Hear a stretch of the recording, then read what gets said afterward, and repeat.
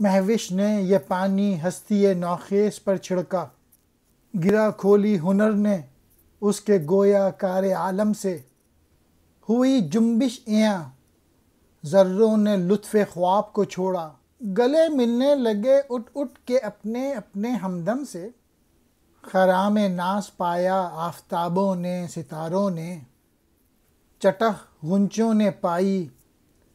داغ پائے لالائے زاروں نے۔ اقبال کہتے ہیں انسان کی اس کوشش نے دنیا کے کاروبار کی گرہ کھول دی، یعنی محبت دنیا کے وجود میں آنے کا سبب بنی اور ایک حرکت پیدا ہوئی اور زندگی کا ظہور ہوا۔ جو جگہ جگہ نیند کے لطف میں محوط تھے جاگ اٹھے اور سب اپنے اپنے ساتھیوں سے گلے ملنے لگے۔ اس کے ساتھ ہی سورج اور چاند کو بھی چلنے کا سلیقہ عطا ہوا، کلیاں چرخنے لگیں اور پھولوں کے سینوں پر داغ نقش ہو گئے، یعنی محبت اپنے تمام محاسن سمیت بھرپور انداز میں میدان عمل میں اپنے کمالات دکھانے لگی۔ تیرگی کہتے ہیں تاریکی کو۔ زلف بہرم، بکھرے ہوئے بال، نفسہائے مسیح حضرت عیسیٰ علیہ السلام کی سانسیں، ابن مریم حضرت مریم کے بیٹے یعنی حضرت عیسیٰ، ربوبیت